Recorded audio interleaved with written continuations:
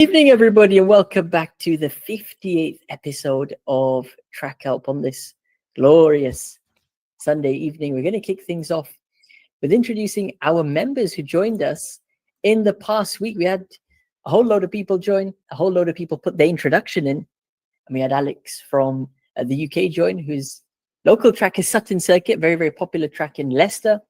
We had Yassine from Iran join, and he races at their only track, which is called Azadi track, which is very, very interesting. He wants to progress to the formula categories.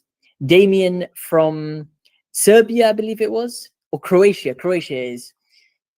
He's actually got his own kart, was going to be buying it soon and getting into some owner karting. And finally, we had Juno, who's actually racing in Russia. He's originally from China, and he's looking to participate in some competitions and join some more races. What's up to Brandon?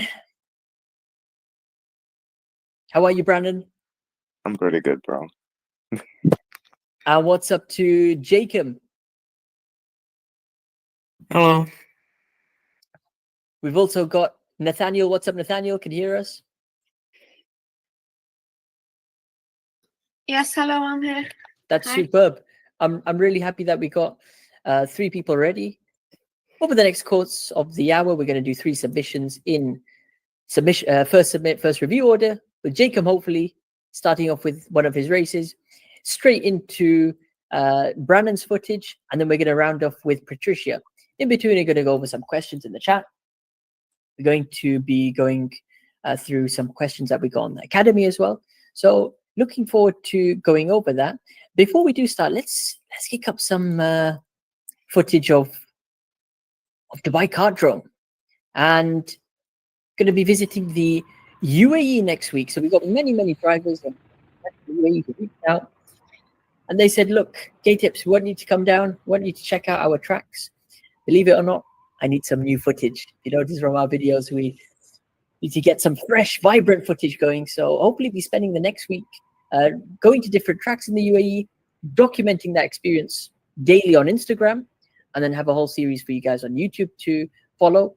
Obviously, if you are based in the UAE, which we know many of you guys are, you've always been sending me messages, mentioning in comments, and of course, sending track recommendations. We do all of the main outdoor tracks. So what we're watching is obviously the iconic Dubai Kart Drone, but then we've got many other tracks in the other Emirates, such as the Sharjah track, the Ras Al Khaimah track, the 2 in Abu Dhabi, the 1 in Al Ain, the list goes on. It's almost going to be a 7 days, 7 track series. So we're really looking forward to meeting up with everyone at the track, getting some fresh content and onboard videos published, so we can use that in the later series and videos you see. And let's see what kind of lap times I can do at these tracks. I'd love to compare with you guys.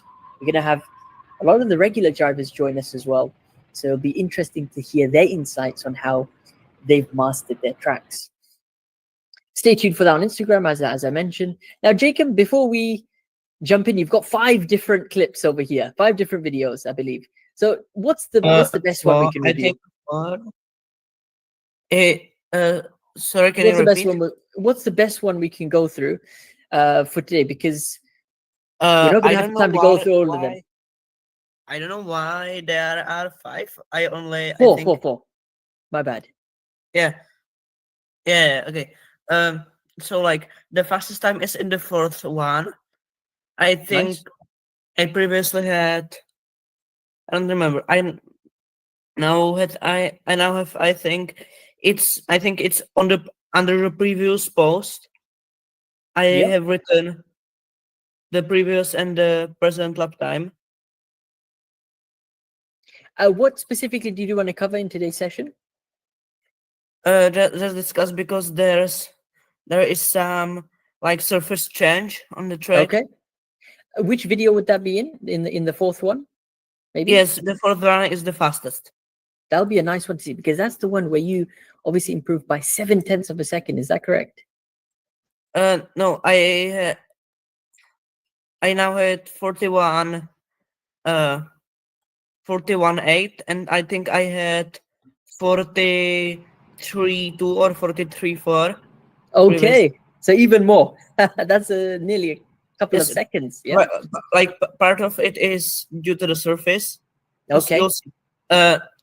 So like the thing is that uh not like probably in the time like between this practice session and like the two weeks or three before when I was there, like the old surface from Mhm. started getting bad. Yeah. Yeah. So in some of the corners in the middle, they put this. No, it's not here, but like a black, more grippy surface. Well observed actually, Yes. and it's amazing. You know what? Why don't we just bring up the pen whilst we're at it, so we can really highlight for you guys. This is some amazing footage that you got, Jacob, which is showing the difference between the old track we've been watching for the past couple of months, and then obviously the resurfaced track where there's certain corners, they needed to put more grip down, Yeah, and but like then the grip on the old part is really terrible. yeah, so you get some which are very, very grippy, like you can see over here. This is the newly laid out. I guess it's concrete, right? They're putting down over here, or, I or like whatever the that black material is. I I'm, think I'm it's not partic- some like mix of rubber and and asphalt, but rubber and asphalt. Okay, so that's like similar things you get in indoor tracks. My local indoor track, they do something similar to this. How is it though when you drive on it? Is it very, very grippy? Your card sticks to it? yeah, the grip is there, but like it's really low on the old surface. So for example, uh this hairpin Yeah, is really hard. And yeah. also maybe if you can play the second video, Hmm. the first like 4 or 5 laps in the second video Hmm. are like really understeery. Like it like the in the second video, the first few laps, and like it was always that it really needs to warm up before it's drivable. Yeah. But if you Different cart, I guess that was this number one. is You or maybe even earlier in the video. Yeah, but the first like opening laps when you're just getting out on track. Yeah, and you'll see that I have to full lock in almost all the corners. Yeah, yeah. So this is a great chance to discuss about track conditions. Firstly, about the physical changes. So before, this used to be a quite worn out track, and then they decided to go for a bit of resurfacing. Like it probably started getting bad between the times I went there because I don't remember Mm. it being like this ungrippy. Yeah, yeah, yeah. Over time, it's going to fade away. It's outdoor tracks. The rain and weather can damage it over time, and then obviously doing laps upon laps, it will generally change the characteristics. But what happens is when fresh rubber comes in, you got to think about your line. Does it stay the same? Do I try to try new things? And for example, my indoor track, when they resurface this every 2 or 3 years, what we notice is on the grippy stuff, right? We're able to take a tighter line. A great video I want to refer you guys to is my video on no grip or grip versus no grip. Very, very nice comparison. And I explain the different driving styles. So obviously when you have no grip, similar to how this track was before, you can go for that aggressive driving style. Yeah, we can brake hard. We can afford to let the rear end step out. We can initiate a bit of a slide. We can get away with that because the track is generally slippery. Moment you get this kind of fresh rubber planted down and you try to go for that aggressive driving style, the hard brake, get the rear to step out or use the brakes to turn the car, it's going to be very difficult, number one, because remember, this is so grippy. And number two, that's not the fastest way to go on such a grippy surface. You're going to do the opposite, right? The fastest line we found at my track when we resurface it with similar material is actually to take a tighter line, number one, or drive where the grip is. At my track, for example, at this corner, they would have resurfaced everything from all the way on the right-hand side, all the way to the left. Yeah, Obviously, here, they've only done it partially, right? On the racing line, you can say. yeah. What I observed Yeah. was like because like the entry of the corner is still the old surface. Yeah. That's like I think it's fast. Like the whole tracks is faster, Yeah. but I observed that like you need to slow down a bit more for it to turn on the old surface, but you don't need to be so smooth on the exit. Mm-hmm. You can be a bit more like aggressive with the throttle Mm. It's to get a interesting smooth grip. to discuss for this hairpin, for example, is have you, maybe attempted a tighter line, but riding the No, grip? this is actually a pretty hard corner, so I think it would be almost impossible doing a tight line. Yeah. Well, it's always difficult. And remember, when you try to take a tighter line, you're mentally doing the opposite because normally, you train yourself to use all of the track and all. What I would experiment though, in one session, because you seem to be doing a lot of sessions, just for one session, try a different line in some of the corners. So the idea is when you have a resurfaced patch, Yeah, um, for example, just in this corner, it did help because there's no braking here. mhm. So and it's still pretty oversteery, but like it was before, but it's better. What you'll find is the grip will obviously allow you to take a shorter path. Now, the reason being is because the cart will basically stick to that portion of the track, and yeah, you'll be able to take lighter lines through there. In return, you save a few meters. Now, whether you can manage to take that tighter line and still be at a similar speed, then that's down to the driver. So it's really down to preference. If you're completely struggling with taking a tighter line and going on the grip, then I'd advise stick to your original line just because you're faster. But if you're able to tweak your driving style, like we had to do at our indoor track when they became more grip, not only did we make our lines tighter, but then we changed our braking. So when we started braking on this kind of patch, we went for a more progressive brake. So we're slowly ramping up the brake pressure and turning and braking into the corner. And what we're doing is we're almost braking pretty much. I mean, we had electric carts, so almost until the apex. We have instant acceleration, pretty much getting back onto the accelerator closer to the apex. So what we're doing, slightly later brake, more conservative style though, and taking a tighter line. The whole difference is between my experience and what we're watching is electric carts versus gas carts, right?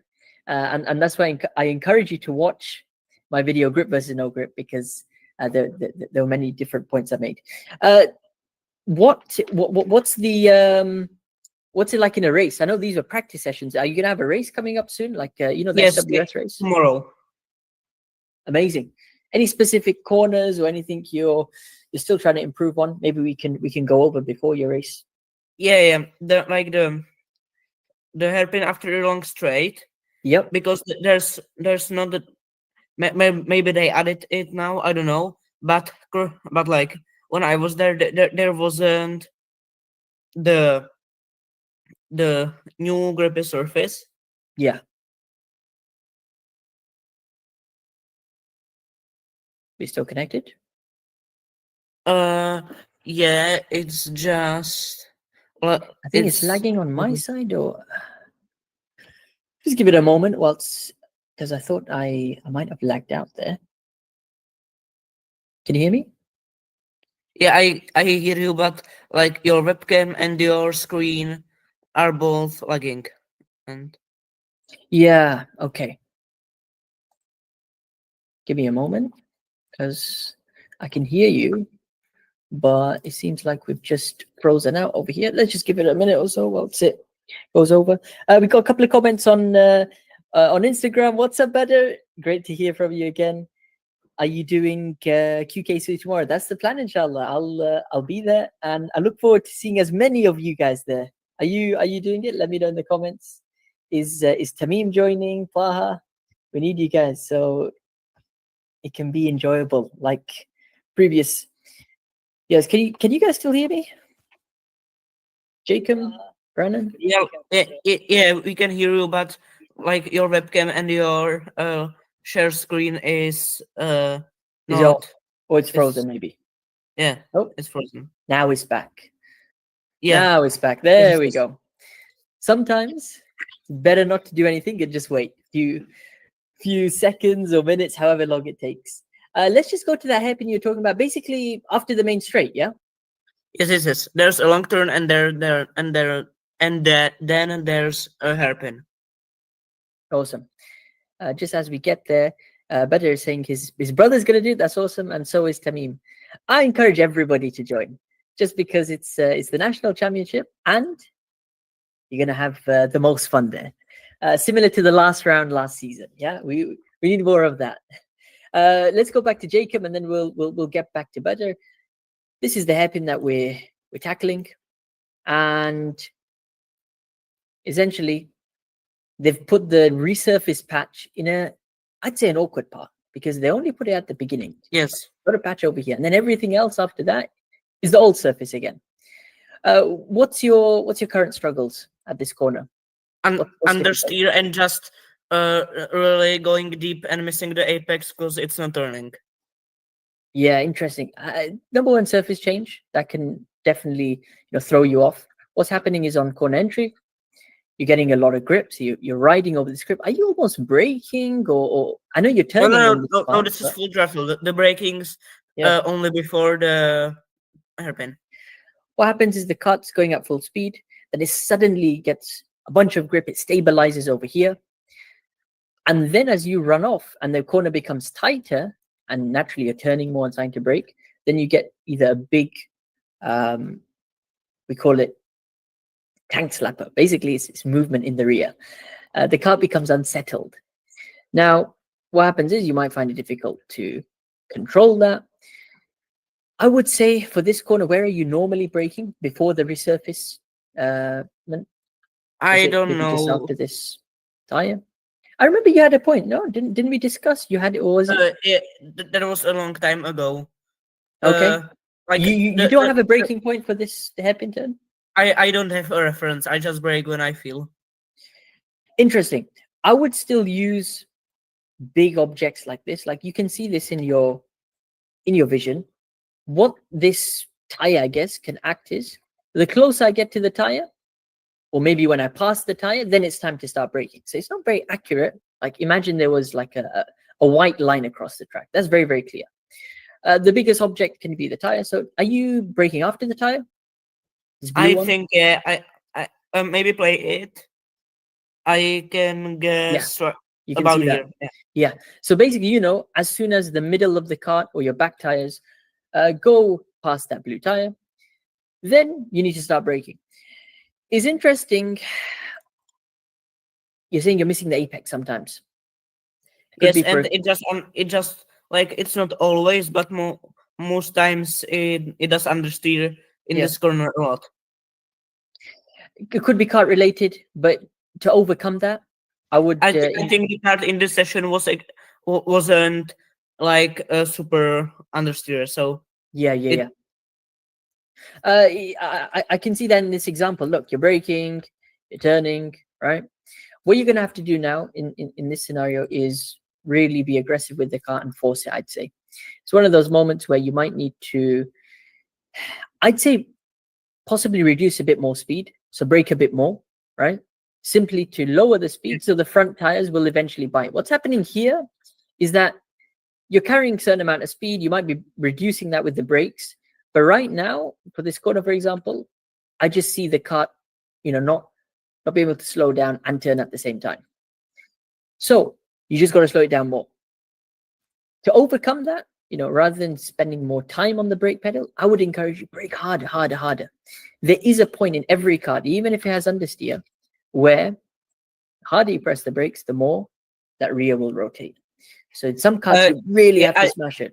I think others you be gentle. I try to almost like do the corner in like rally style, but like that didn't work. I think it was maybe because I like started rotating too early, but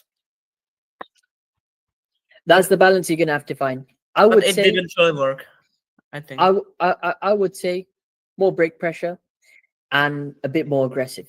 That's I think, like, I think I'm doing. I don't know if I remember correctly, but I actually think that I'm breaking full pressure and it doesn't look. But maybe I'm misremembering. I don't know.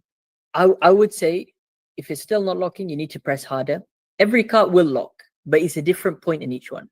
See, it depends on the condition of the brake pads on the rear. Those which are very worn, it takes a long time for it to lock up, right? When it's fresh brake pads, it's very easy to lock the rear. So you have to know your car within 3 laps. That's the rule of thumb. And beyond that, then you know how much pressure you need to put. Do I need to put excessive? Do I need to put medium? Do I need to put normal? Try that out. Let me know how it goes. When is the race on tomorrow? What time is it?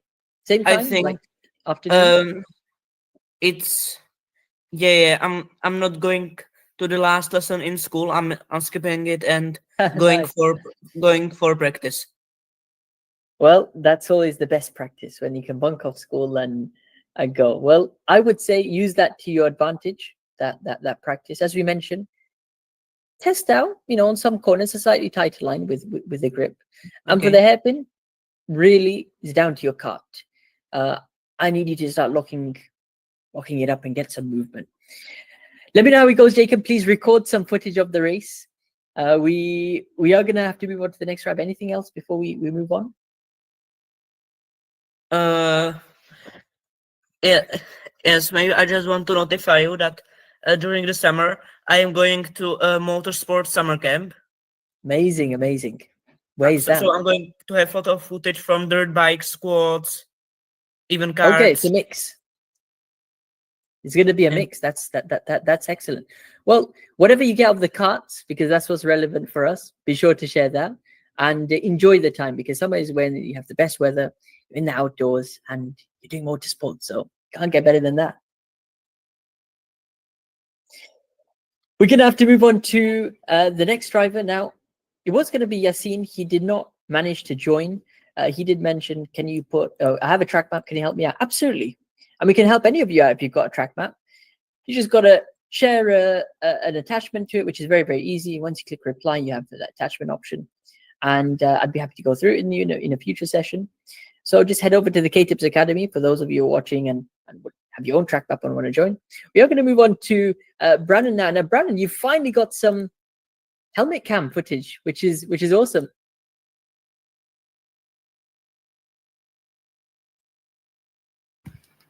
Sorry, wrong button. I stole that from one of the juniors, actually. Amazing. Was it a sticker, a helmet? Yeah, it mount? was one of the top mount. All these kids and all these guys had the most amazing gear that I've ever seen, like the nicest Yeah. helmets, nicest gloves. And yeah, it was really cool actually talking with them and looking at their footage and how they review it and stuff. So it was Are these cool. more experienced drivers, you'd say? They do it more Yeah. regularly? Apparently, a whole bunch of people came from different parts of the country to race. And Wow. these guys in these clips are some of the A group from the adult class. So Yeah. I love how you've captured the whole vibe, and it is a very scenic track, you have to say. Is it in the middle of the hills or mountains? You'd say. yeah, Where is literally, it? it's farmland, just farmland as far as Farmland, yeah. But then you got a kart track. You got some nice karts, and of course, practice sessions to competitions. What was this footage that we're going to watch? A typical sprint race, SWS race? Yeah, basically. This kid was in last and he basically made it to second. I was racing really badly. Like, So this is not you driving. no, it's not. Ah, Later in the okay. video. All right. Have you got any footage of you driving? Yeah, that's all me. The one Towards the end. Gotcha. Awesome. Well, we're going to get to that. I guess you are within this race, though. Yeah, if you go to my channel, though, we can look at the track that I'm going to be driving in, what's it called? I literally just uploaded it right now. Awesome. What's it called? I'm going to be driving in April.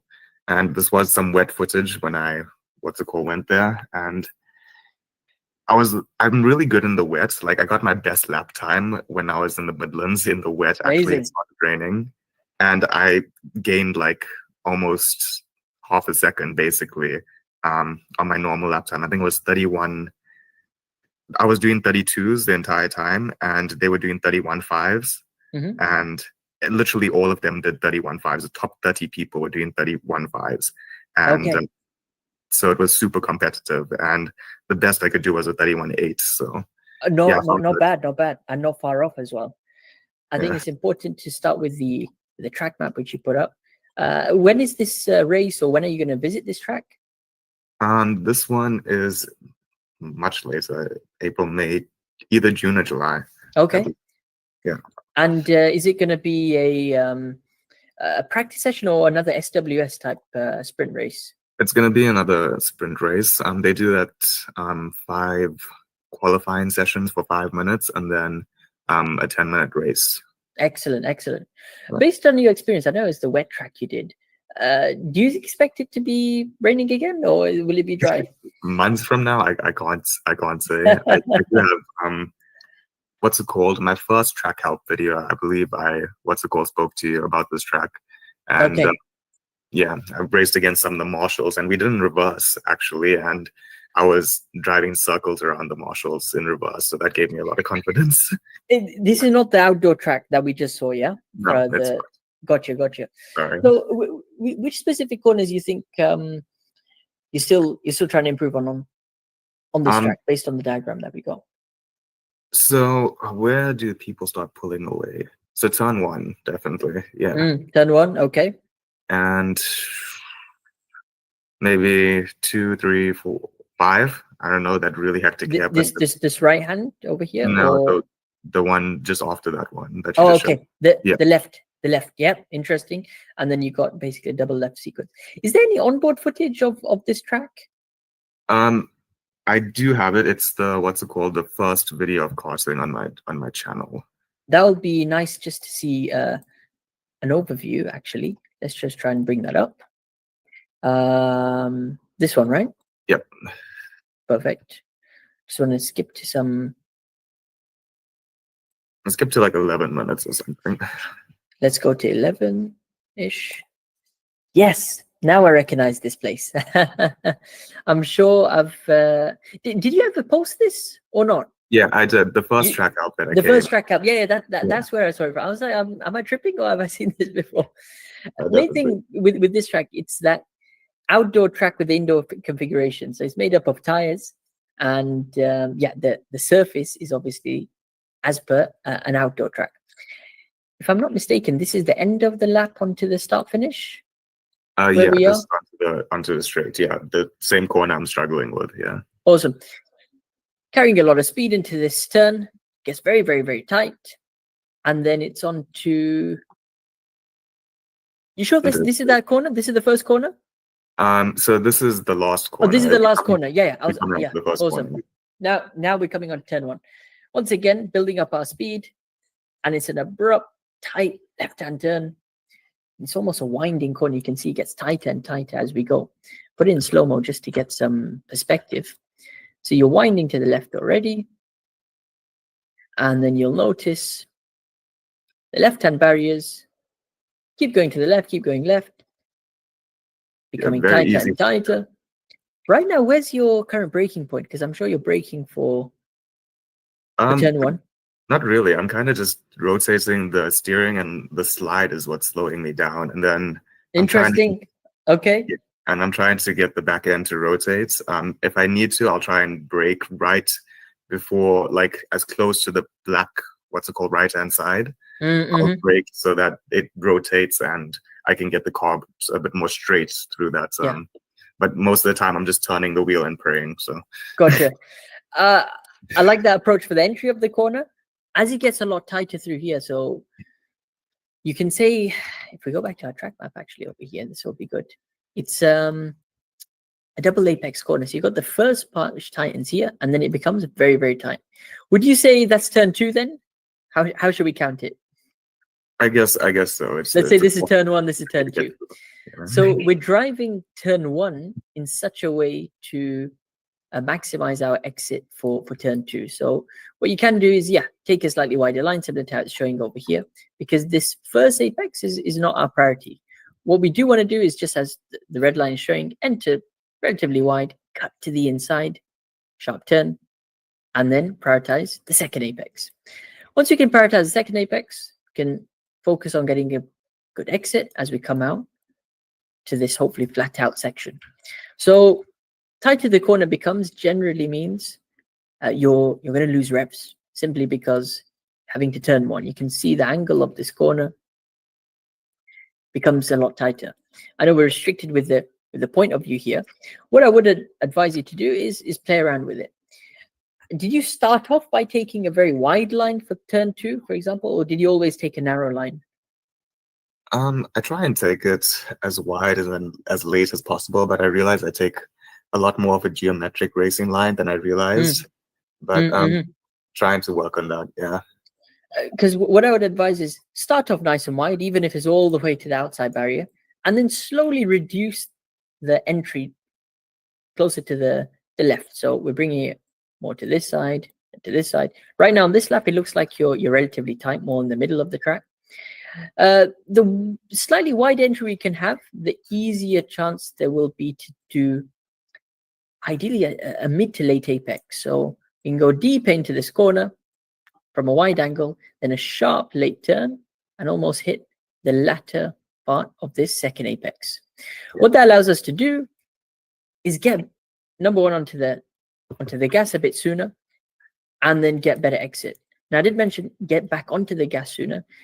I would, to keep my revs high for this corner, I would try out even a lift, right? I know you're going are you going pretty much flat through turn 2 now, or is it a break? So that what we would regard as turn 1, that first little corner, like sometimes if I turn it incorrectly, I'll be all the way to the right and the cart will be straight for the corner, and then I'll stick my foot in and my revs will be so high that my steering wheel, it won't be able to actually push the cart forward.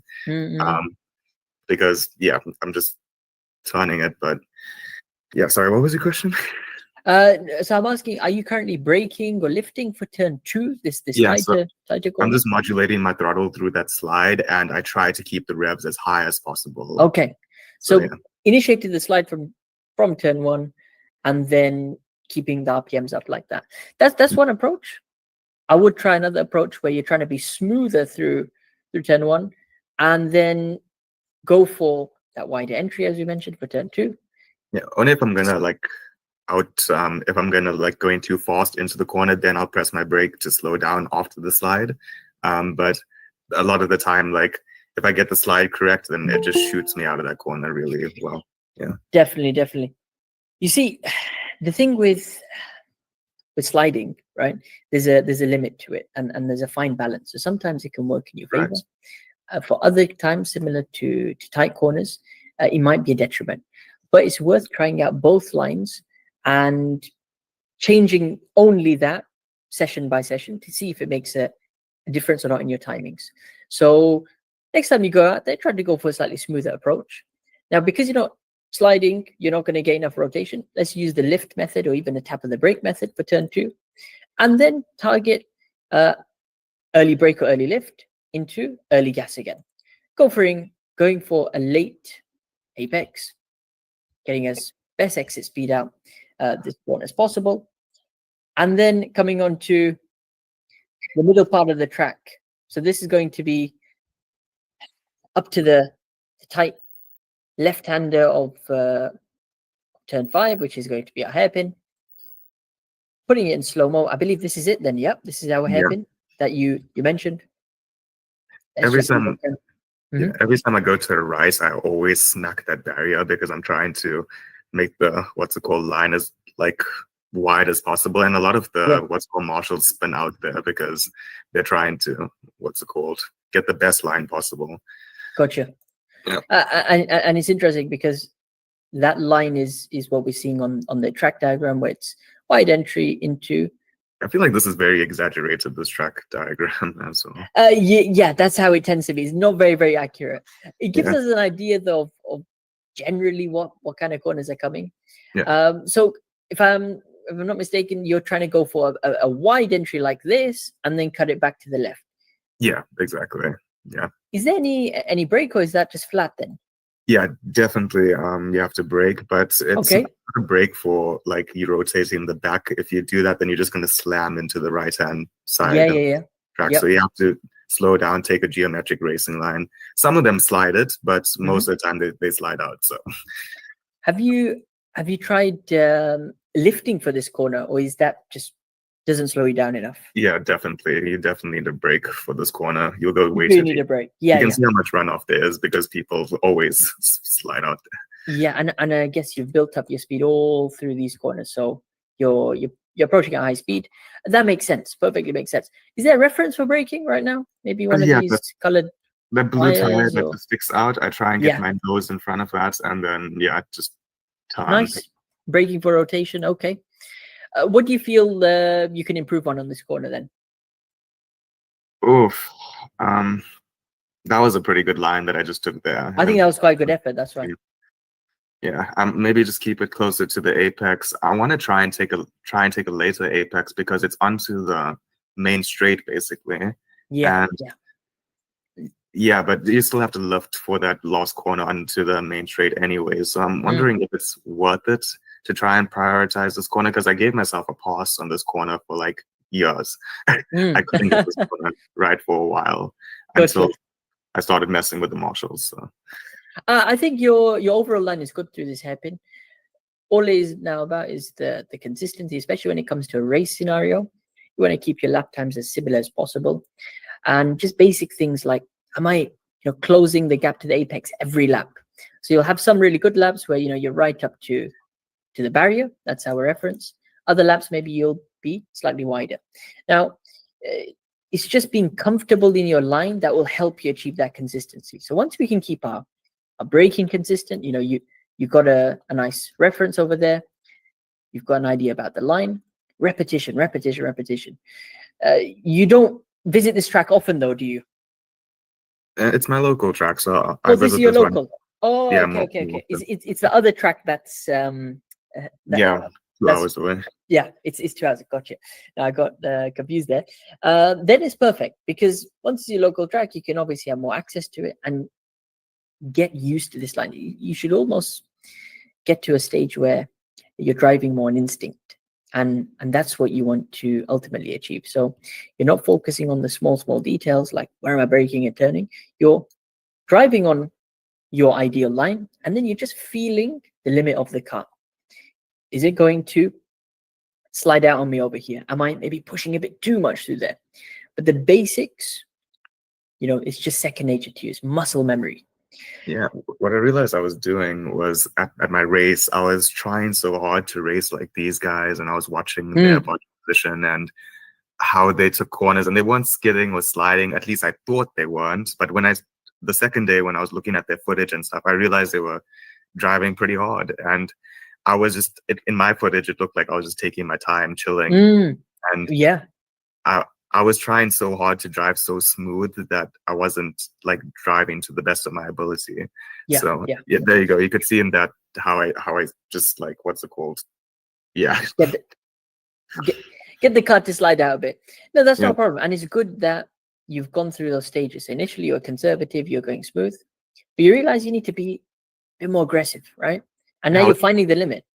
So when I put my music on, I stopped worrying about what everybody was like talking about, and like I stopped worrying about my lap time. I was like, I'm gonna actually enjoy myself while I'm here instead of just stressing the entire time. And absolutely, if only they didn't give me the worst track for the worst kart for my last session, because when I got my best lap time was also when I was listening to music, was when I started listening to music. So this brings us nicely onto your point over here, where just before we round up and move on to the next driver, you wanted to get some advice about performance and not getting anxious before. What are you currently feeling? Is it just before races or practice as well? I've been horrible even before exams and stuff. Like I get mad, like anxiety. I'll want to throw up, and I can't sleep the night before, and just like stressing out about it, because the stuff is like pretty like important to me. Like I've always been fast, and of course. The So thing is, main thing to understand is you're not going to be the only one. Everyone faces it in their own ways. I'll give you, my experience when I did my first few races. Although I did lots of practice beforehand, you just feel, well, am I good enough? Maybe the drivers are going to be faster than me. I might just bottle it. All these things go through, but you see, you can only control what you're thinking about, and if that's what you're going to process, then for sure the outcome is going to be negative. So it comes back to, my experience is lots of repetition. So I remember the first few times I joined my local championship, I was new to the track. I did do practice sessions, but compared to the guys who'd been doing it 5 years, 10 years, I couldn't I had no get that idea. experience. So for me, I was playing catch up to that. Now, just by sticking it out and doing 1 season, 2 seasons, 3 seasons, then you're able to see the difference not only on your performance on track, but then mentally. Like, you don't stress so much preparing for a race because you've done it so many times.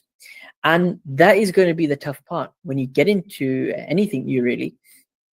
Those first few times are experience. It can be negative where, got lots of thoughts going through. But once you do it over and over again, you realize, hold on, it's not that bad. And Exactly actually, the I did words. quite well. And I can improve on this position, so and so. So this initial phase you're going through, you're going to have to stick it out. Supplement it with as much practice as you can, because that always helps. In karting, it is that track time at the end of the day. And then you trust your practice in the race because you've done the laps, you've done the hard work, and then it's about having fun. So that's what I want to round off with, is once you can flip your mindset, especially in these races too, I'm there to have a bit of fun, and I'm going to challenge myself. Let's see what we can do. It becomes a lot easier to cope with. Any final things, Brandon, before we move on to the next driver? I wanted to show you this short. I uploaded a short. Somebody was videoing me. Go for it. I think you can share your screen. It's on my YouTube. Oh, it's on YouTube. Okay, let's yeah. bring it up. What's the goal? Just one of my lines that I take, just to show the type of line that I usually try to take in the drive, because it was like the best representation of like how I like to drive. It was obviously wet, Yeah. but this next coming corner, if you see, I go all the way to the right-hand side. I rotate the kart with the accelerator, and I'm just Nice. forward throughout the entire. Full sending. That's usually my driving style. So yeah. That's not necessarily a bad driving style to have. See, a lot of drivers would be, conservative to push the limits of the cars. The fact that you're already doing that just means you need to find the balance now, right? Sometimes you need to identify if you're overdoing it or not, but generally it's going to be to your advantage, because in these types of conditions you got to push a bit more. Gotcha. We're gonna have to move on to the next driver, Brandon. Appreciate Let us know it. how the race goes. Be sure to get some footage, and we look forward to hearing how you get on. Love our chats, bro. Appreciate it. What's up, Sam? Welcome to Track Help. Sam has just left. What's up, Philip? Then welcome back to Track Help. Can you hear us, Philip? Yes, hi, thank you. I do recognize the name. Is that the Philip from our KTips Karting League? Yes, it is. It's a pleasure to finally speak to you. Have you been on Track Help before? Or is it your first time? No, it's my first time actually. Amazing. So, Philip, did you join the karting league first, or did you join the academy first? What was your... Did you join the Discord first, or did you join the academy on school first? I joined on Discord first. On Discord, yeah. Well, Yeah. if those of you who follow our live streams, which we've been doing pretty much every week on the Gran Turismo game, Philip is under the username Philip Senna. Is that correct? Yeah, I changed it after like 2 races.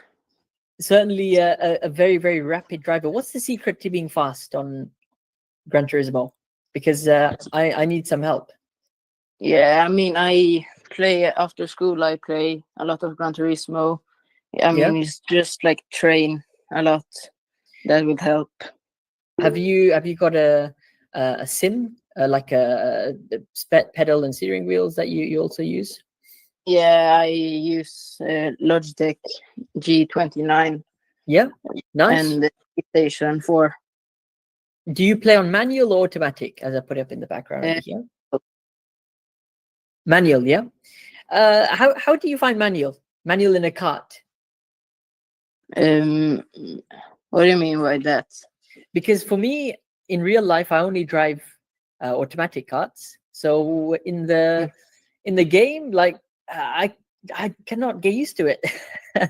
Find it weird. I also don't. I like play with GT cars like Porsche and stuff like that. So when it comes with the kart, I like to play with the manual shifts. Well, it's always good to learn manual because eventually, if you want to do car racing, single seaters, GT, whatever, you're gonna have to do manual one way or the other. So it's good to get experience. Philip, we're coming to the end of our track help session today. We've got Nathaniel who we're going to round off with. We're going to go through his footage. Is there anything specific you wanted to cover, or you're just joining today? No, I'm just joining. I don't have a camera, or my grandpa does, so I will ask him with the camera, and then we'll see if he lets me borrow it, and I'll send some. Yeah. We look forward to that. It'll be nice to see how you're driving in real life, and then we can have a discussion like we're going to do with Nathaniel here. Yeah, we're going to go to Nathaniel. Stick around though, Philip, and then we'll hopefully be on GT7. Yes. Nathaniel, are you still there? Yeah, I'm here. Hi. I just wanted to say before, because I have quite a few questions also after just like generically karting. So I don't want to waste too much of your time. So maybe just kind of go over this quicker so I can. No worries. Well, what we can do is, since it's a long bit of footage, let's go. I have the timestamp. Let's go through your questions now. Then we'll go to some timestamps. What do you say? Okay. I mean, it was just kind of generic, like for this video, it was on 30 minutes 45 seconds. That was my fastest lap. At Wilton Mill? Yeah, Wilton Mill. Excellent. It was like in rain, so yeah. I was in the rain, first of all. Yeah. The thing is, like, this day was like soaking wet, and then the day after this one was so like dry. So yeah, it's quite unfortunate. We're here at the timestamp. This is it then, your fastest lap. Oh yeah, I mean, I wasn't really fast. I was I can't remember how far off the pace. I was 7 seconds off the pace. So it was. Yeah. It is your first race. Remember, there's always a benchmark, whatever performance you did. What was your overall finishing result after this race? It was just an academy day, so it was just 4 sessions. So yeah. Yeah. Oh, it was just practice. Yeah. See, that's even better because pressure-wise, you can be free to try new things out, and then at the end of it, just push, whilst getting lots of track time. Yeah. And I also had another question. Go for it. Because in 2 strokes, I'm not sure. Is it like in 4 strokes you take all the way around the outside for the wet? In 2 strokes, do you kind of stay to the middle or to the inside a little bit more? Yeah, it's fascinating the lines that you can take. Now, in 2 strokes, I know some drivers who enter the corner tight. So imagine on the inside part of the track, which is obviously off the normal racing line because we enter wide, and then they go from inside to outside, or they go inside and hook the curb. That's their thinking, right? Very, very peculiar line because you don't normally see that. But some drivers make it work and they're fast in it. Mainly in 2 strokes, because you've got more RPMs, you should utilize the curbs more and use it to boost your kart. So obviously, whenever possible, we're not saying jump every single curb. It's called curb hopping.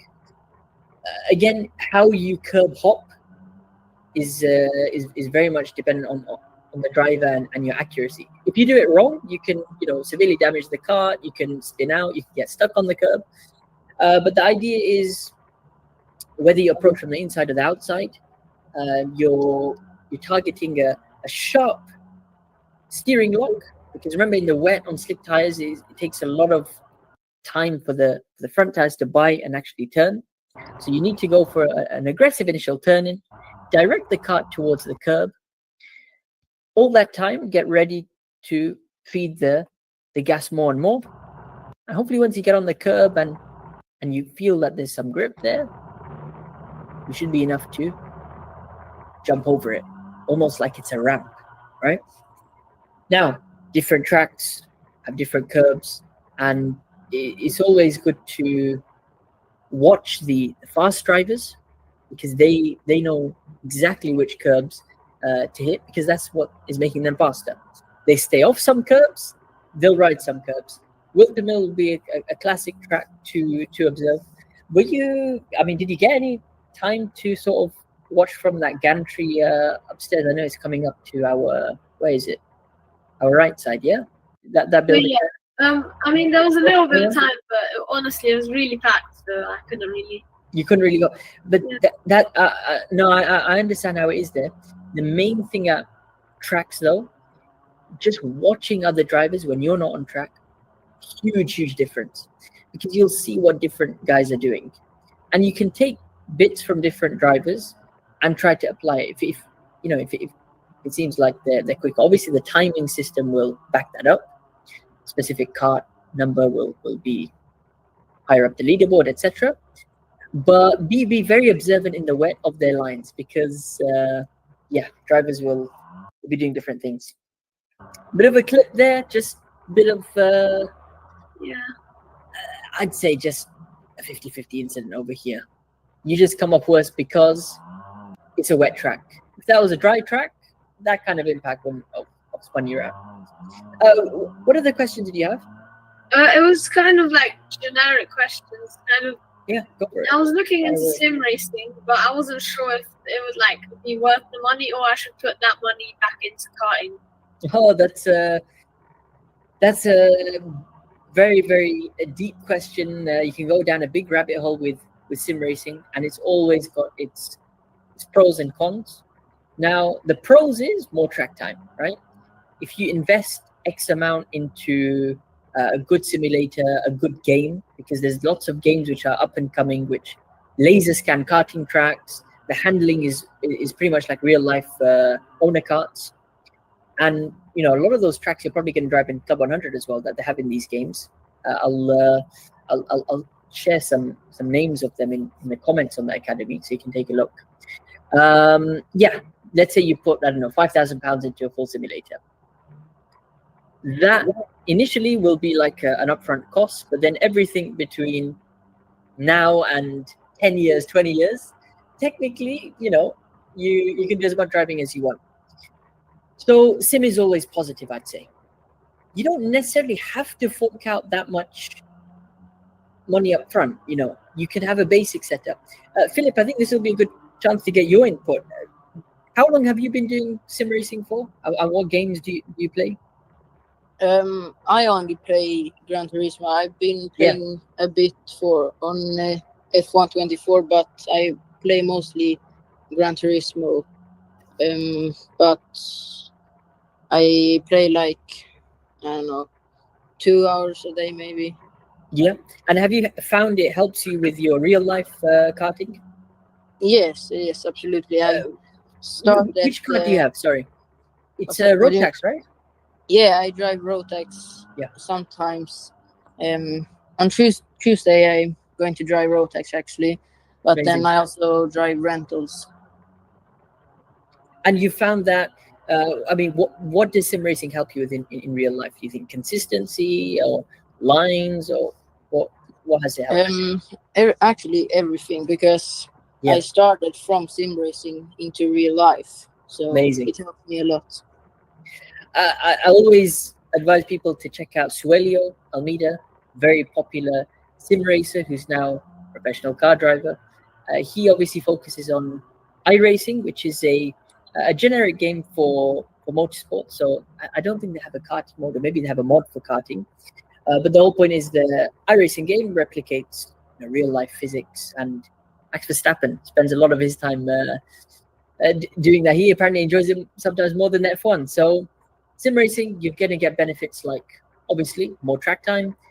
You can then use that to build more consistency, learn new tracks, have lots of goals at getting it right. So what happens is sometimes when you go to a new track, you might have 3 sessions and that's it to do your best. So you'll be under pressure and maybe you'll feel 3 sessions is not enough track time. On the sim, you can spend, a couple of hours. The downside is it can get exhausting, right? So you've got to set a routine for that. You can't just be on it 24/7 and 365. Your eyes will feel it, your mind will feel it, because at the end of it, you are just watching a screen. But if you can establish a routine, just like you have for your karting, and set times when you go on it, and then mentally approach the sim like it's a real life race, you should be in a good position to take those skills you learn in the sim into real life. Now, you can get started as simple as £500. £500 probably even too much. £300. Buy a PlayStation, buy a Logitech, G29, and some kind of a racing game, whether it's Gran Turismo, whether it's F1 or whatever. Those are all the entry level things you can say. If you want to invest thousands of pounds, hundreds of pounds, then you'll obviously look into getting something like a Fanatec, which is one of the best wheels for feedback, and then you'll obviously play that or use that on a PC, which comes at its own cost, slightly more than consoles, and then you'll obviously buy the software, which is specific karting game. There's lots of options, as I mentioned, but they obviously have their own packages. Any other questions, Nathaniel? Yeah, it was another one about karting. Like last time I joined Track Up, you said that you should ideally find out if your car's like good or bad in like 3 laps. Yeah. And I see like a lot of drivers do that, but I'm just like not sure. If it's not horrible, if it's only like a few tenths off, then I'm not that confident in bringing in, and like I'm just not sure. To change it, you mean? Yeah. Honestly, I'd change it as less as possible. This is in my experience. We did an endurance race a couple of months back, and what happened was there were 5 spare carts. They said in the practice of the endurance race, you feel free to do 1 cart change. It turned out that the 5 carts they had a spare were the worst carts anyway. They were the broken carts. So we went out on track. We're like, we feel that the handling's not so good on our cart.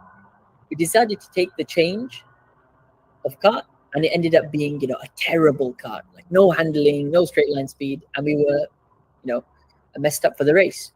So that tends to happen with the other competitions. They're not going to keep a perfect fleet or the best carts as spares. So the main point and the main thing you learn in rental car competitions, and I encourage everyone to have this mindset as you get another unfortunate spin. The mindset you should have is, I'm going to take the best out of this car regardless. Now, those 3 laps I mentioned is to understand your kart as well. So yeah, you're looking out for things like, okay, am I faster than people in the straights? Is the handling okay? Yep, that's one thing. But then, you've got to understand where's the limit of grip in this car. How's the braking in this? You'll find by putting different amounts of pressure on your brakes, you'll know how well the brake pads are. Mentioned earlier in today's track out, the more the brakes are, the more you're going to have to press on them. I think that's a big thing. Yep. Just, I don't know. That's a very Absolutely. big thing in Club 100. The brakes vary so much in it. Very big thing. It's great to have you on, Harry, just at this time. I think you can give some advice to Nathaniel as well about karts and just getting out that habit of I've got a bad car, or should I change it? What's your experience? You've had a couple of years at Club 100.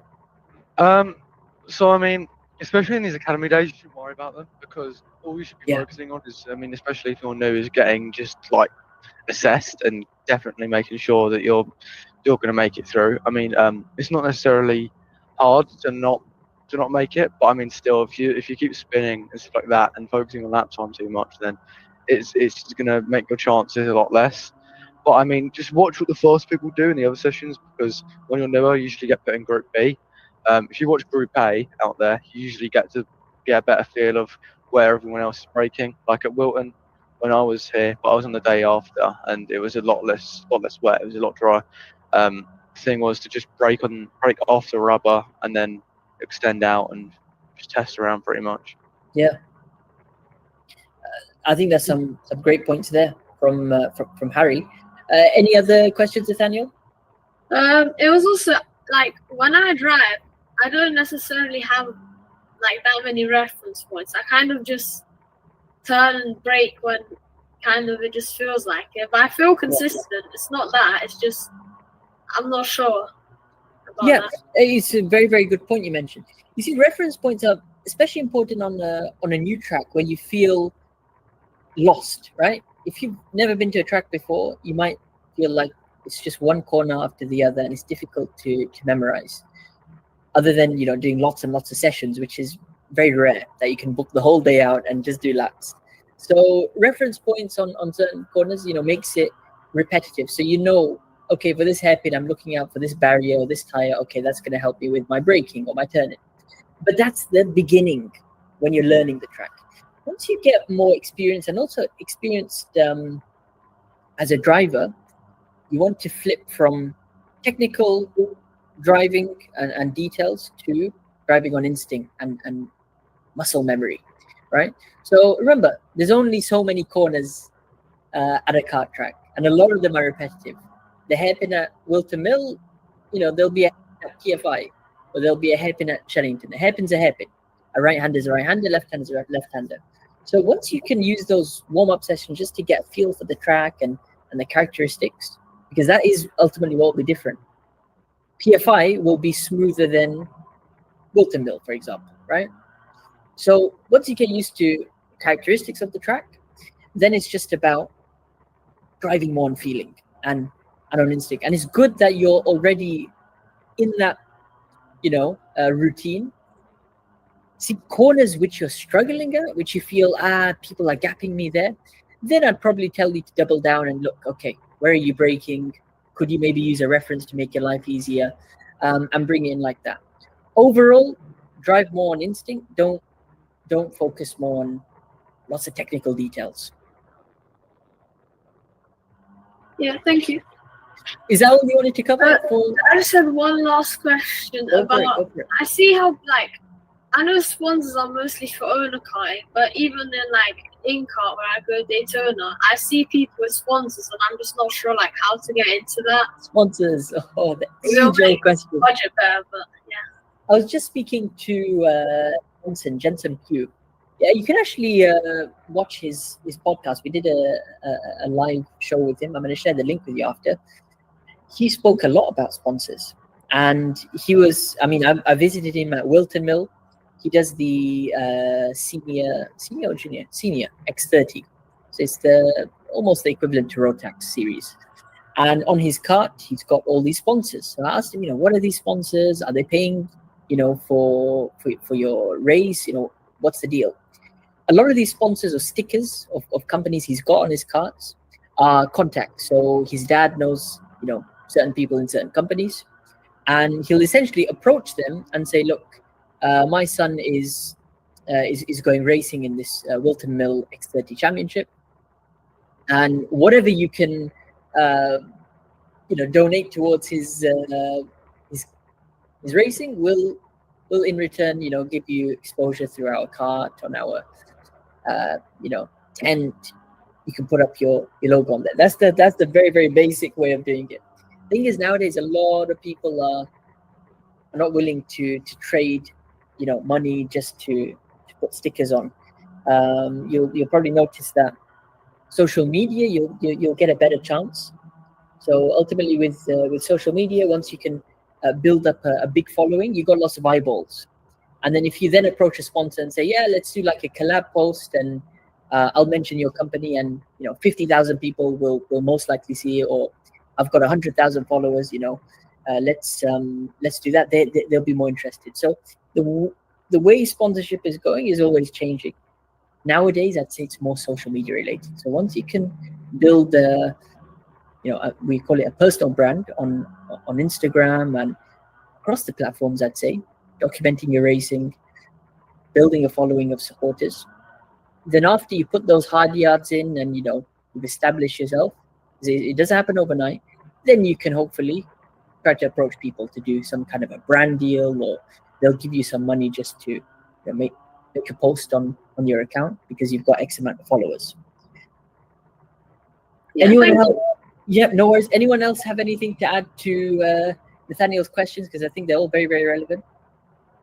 Before we round off, I think in Club 100 and series like this, where I mean, I think in general karting as a whole, I mean, there's not that much exposure, and I don't think companies really care about the level you're racing at unless they're actually really invested into racing and stuff like that. But from what I've seen, it's just like if you grow on Instagram, that's like the biggest thing. Like TikTok is definitely good, but I think Instagram, when you grow on there, from what I've seen, when people just kind of make lots of reels and posts and stuff like that, and when you like show off yourself and get a big brand, like as Omar says, I see a lot of my friends with sponsors. I mean, especially when you're on live streams and stuff like that, if you shout them out, that's good sponsor work. I mean, my friend Will at the Butmore 24-hour, whenever he got interviewed, he always made sure to get his suit on to show off all the sponsors in his suit and stuff like that. Yeah, exactly.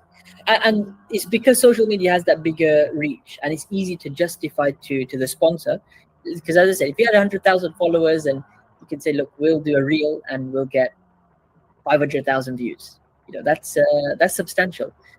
Not everyone can do that, but it's about getting to that position where you've got that many followers, etc. And that's the hard part, because you've got to be creative in your own way. Yes, document your journey of racing. Try to put yourself out there, show what races you're doing, show the behind the scenes of how you prepare, all this kind of stuff.